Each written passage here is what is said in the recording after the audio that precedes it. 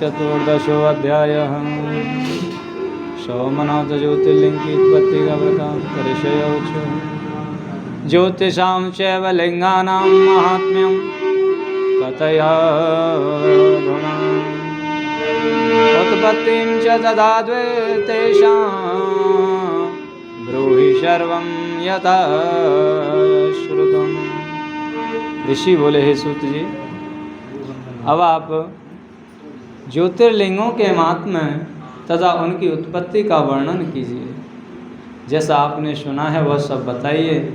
सूत जी बोले, हे ब्राह्मणों, मैं उनके महात्म्य एवं उनकी उत्पत्ति के विषय में जैसा कि मैंने अपने सद्गुरु से सुना है, संक्षेप में अपनी बुद्धि के अनुसार कहता हूँ, आप लोग श्रवण करें। हे मुनि श्रेष्ठों, सैकड़ों वर्षों में भी इनके महात्म्य का वर्णन नहीं किया जा सकता, फिर भी मैं आप लोगों को बता रहा हूँ। उनमें सोमनाथ प्रथम कहे गए हैं। हे मुनि, सबसे पहले उन्हीं का महात्म्य सावधानी से सुनिए। हे मुनीश्वरों, महात्मा दक्ष ने अपनी अश्वनी आदि 27 कन्याओं का विवाह चंद्रमा से कर दिया, और वे चंद्रमा को अपने पति रूप में प्राप्त कर अत्यधिक शोभित हुई, और चंद्रमा भी उन्हें प्राप्त कर निरंतर शोभित होते थे। जैसा कि सुवर्ण से मणि सुशोभित होती है और मणि से सुवर्ण सुशोभित होता है। उसके अनंतर कालक्रम में उनके साथ जो हुआ उसको सुनिए। चंद्रमा की सभी पत्नियों में जो रोहिणी नाम वाली कही गई थी, वह उन्हें जितना अधिक प्रिय थी उतना अन्य कोई भी नहीं था। तब अन्य कन्या दुखी होकर अपने पिता की शरण में गईं, और वहां जाकर उन सब ने जो दुख था उसे पिताजी से कहा।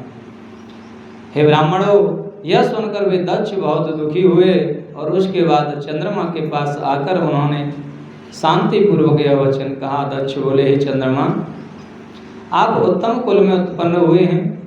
सभी आश्रितों के प्रति तो समान व्यवहार करना उचित है, पर आपका विषम व्यवहार क्यों है? अब तक आपने जो कुछ भी किया सो किया, किंतु पुनः ऐसा व्यवहार न करें। विषम व्यवहार नरक देने वाला कहा गया है। सूत जी बोले, दक्ष अपने दामाद चंद्रमा से इस प्रकार प्रार्थना कर निश्चिंत हो अपने घर चले गए। चंद्रमा ने दक्ष की बात नहीं मानी, क्योंकि वे शिव माया से और शिव माया के प्रवाह से विमोहित थे, जिससे यह जगत मोहित हो रहा है। जब जिसका शुभ होना है तब उसका शुभ अवश्य होता है, और जब अशुभ होना है तब उसका शुभ किस प्रकार हो सकता है। चंद्रमा ने भी बलवान होनहार के कारण उनकी बात नहीं मानी, और वे रोहिणी में आसक्त रहते थे तथा अन्य किसी पत्नी का मान नहीं करते थे। तब दक्ष बहुत दुखी हुए, और सुनीति में निपुण वे स्वयं आकर चंद्रमा से नीति पूर्वक कहने लगे। दक्ष बोले, हे चंद्र, आप सुने, मैंने आपसे अनेक प्रकार से प्रार्थना की, किंतु आपने नहीं माना। अतः आप क्षय रोग से ग्रस्त हो जाएं। सूत जी बोले, उनके इस प्रकार कहने पर चंद्रमा उसी क्षण क्षय रोगी हो गए। तब उनके क्षीण होते ही महान हाहाकार मच गया। हे मुने, उस समय सब देवता एवं ऋषि, हाय अब क्या करना चाहिए, चंद्रमा का कल्याण किस प्रकार होगा, ऐसा कहते हुए दुखित तथा व्याकुल हो गए। चंद्रमा ने इंद्र आदि सभी देवताओं तथा वशिष्ठ आदि ऋषियों से यह सब बताया। तब सभी लोग ब्रह्मा जी की शरण में गए, और मुने उस समय वहां जाकर अति व्याकुल हुए देवगण एवं ऋषियों ने ब्रह्मदेव को प्रणाम करके उनकी स्तुति कर वह सारा समाचार निवेदन किया। ब्रह्मा भी उनकी बात सुनकर अत्यंत आश्चर्यचकित हो, और भगवान शिव की माया की प्रशंसा कर उन्हें सुनाते हुए कहने लगे। ब्रह्मा जी बोले, अहो, सारे संसार को दुख देने वाला यह महान कष्ट उपस्थित हुआ है। चंद्रमा तो सदा ही दुष्ट है, और दक्ष भी इसे साप दे दिया। दक्ष ने भी इसे साप दे दिया। दुष्ट चंद्रमा ने और भी अनेक दुष्कर्म किए हैं, हे देवताओं तथा ऋषियों, आप लोग चंद्रमा का पुरातन कृत्य सुनिए। इस दुष्ट ने बृहस्पति के घर जाकर उनकी पत्नी तारा का अपहरण किया था और उसके बाद वह दैत्यों से जाकर मिल गया और उनके पक्ष में होकर देवताओं से युद्ध भी किया। जब मैंने और अत्रि ने चंद्रमा को मना किया तब उसने तारा को उन्हें लौटा दिया और उसे गर्भवती देखकर बृहस्पति ने कहा, मैं इसे ग्रहण नहीं करूँगा। इसके बाद हम लोगों ने बृहस्पति को ऐसा करने से रोका, तब बड़ी कठिनाई से उन्होंने तारा को स्वीकार किया। बृहस्पति ने पुनः कहा कि मैं इसे तभी ग्रहण करूँगा जब यह गर्भ का परित्याग करेगी। हे महर्षियों, तब मैंने तारा का गर्भ त्याग कराया और मैंने उससे पुनः पूछा कि यह गर्भ किसका है। तब उसने कहा कि यह गर्भ चंद्रमा का है। इसके बाद बृहस्पति ने मेरे कहने से उस तारा को ग्रहण किया। इस प्रकार के अनेक दुष्ट कर्म चंद्रमा के हैं, उनका वर्णन मैं पुनः किस प्रकार करूं, वह आज भी वैसा ही क्यों कर रहा है। अब जो होनहार था वह तो भली भांति हो गया, वह तो कभी अन्यथा होने वाला नहीं है। अब मैं आप लोगों को उत्तम उपाय बताता हूँ, आदर पूर्वक सुनिए। चंद्रमा कल्याणकारी प्रवास क्षेत्र में देवताओं के साथ जाए और वहाँ मृत्युंजय विधान से शिव आराधन करे और शिवलिंग के सामने शिवलिंग को सामने स्थापित कर चंद्रमा प्रतिदिन तपस्या करे, तब प्रसन्न हुए शिव उसे क्षय रोग से रहित कर देंगे। सूत जी बोले, हे महर्षियों, उन ब्रह्मादि की यह बात सुनकर वे देवता तथा ऋषि लौटकर वहां आए जहां दक्ष तथा चंद्रमा स्थित थे। इसके बाद उन सभी देवताओं तथा ऋषियों ने दक्ष को आश्वासन देकर तथा चंद्रमा को अपने साथ लेकर के प्रभास तीर्थ में जाकर सरस्वती आदि श्रेष्ठ तीर्थों का आवाहन करके मृत्युंजय मंत्र द्वारा पार्थिवार्चन विधि से शिव जी की आराधना की। उसके बाद विशुद्ध अंतःकरण वाले वे सभी देवता तथा ऋषि चंद्रमा को प्रभास क्षेत्र में छोड़कर प्रसन्नता पूर्वक अपने अपने धाम को चले गए। चंद्रमा ने निरंतर 6 महीने तक तप किया और मृत्युंजय मंत्र से वृषभत ध्वज का पूजन किया। इस तरह चित्त होकर चंद्रमा 10 करोड़ की संख्या में उस मृत्युंजय मंत्र का जप करके तथा मंत्र रूप भगवान मृत्युंजय का ध्यान करते हुए वहां स्थित रहे।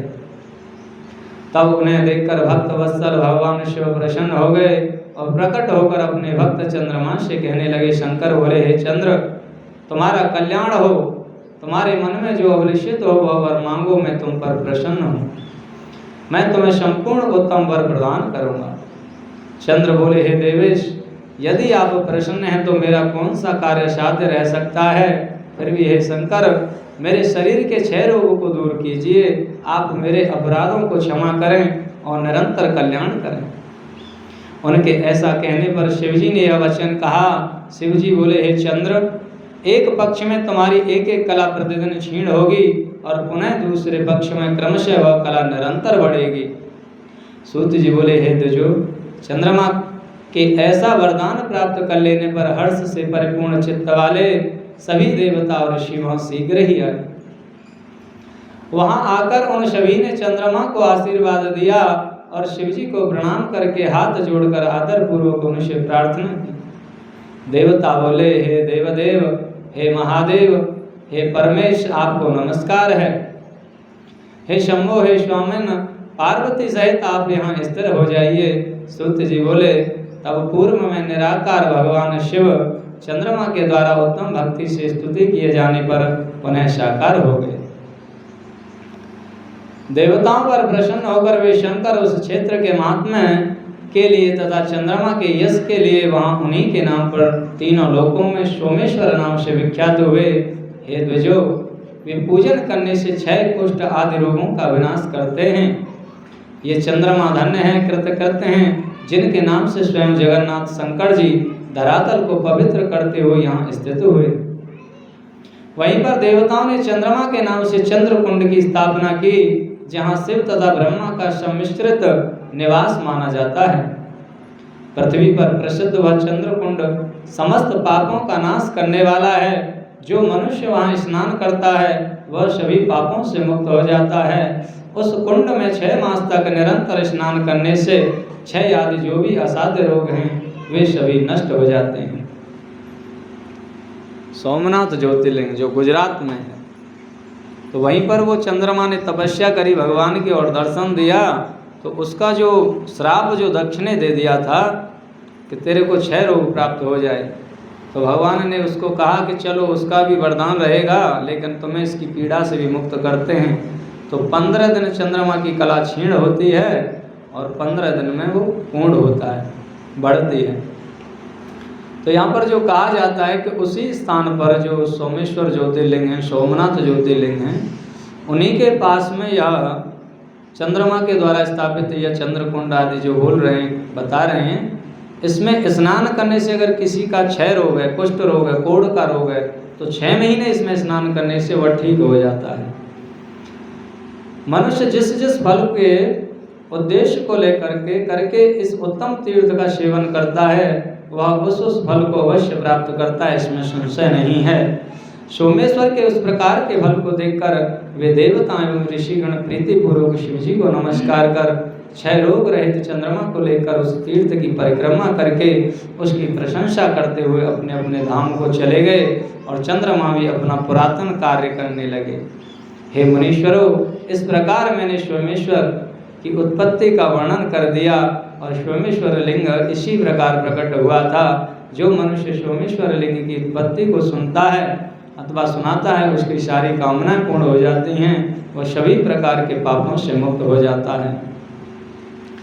तो वहाँ पर किसी का भाव जैसे किसी भक्त का है कि भगवान के दरबार में जाता है, तो भावना से भगवान का दरबार प्राप्त है। तो कहा जाता है ना कि भूमि तो सभी भूमि है, लेकिन जो उपजाऊ भूमि है उसी में वह हम जो बीज डालते हैं उससे ही हमको फसल आदि पेड़ आदि उसमें अंकुरित होते हैं, लेकिन जो ऊसर भूमि है उसमें बीज व्यर्थ चला जाता है। ठीक इसी तरह जिस चित्त में श्रद्धा है, भाव है, वह भगवान की इस कथा को अगर भाव से श्रवण करता है तो वास्तविक सोमेश्वर ज्योतिर्लिंग के दर्शन का फल उसे मिल जाता है। हमारे यहाँ पर 12 ज्योतिर्लिंग भारत में हैं, तो 12 ज्योतिर्लिंग का दर्शन लगभग जीवन में कोई एकाध ही, बहुत लाखों संख्याओं में से कोई एकाध ही 12 का दर्शन कर पाता है और 1-2 का ही हो पाता है अन्यथा। इसलिए भाव से जो कहा जाता है कि अगर श्रवण भी किया जा रहा है तो उसकी कथा से भी उसके दर्शन का फल है। तो एक भक्त का भाव है, कहीं दुखित होकर जैसे भगवान से वो प्रार्थना करता है तो कहता है, कहें देना डमरू वाले से तेरे द्वार को जा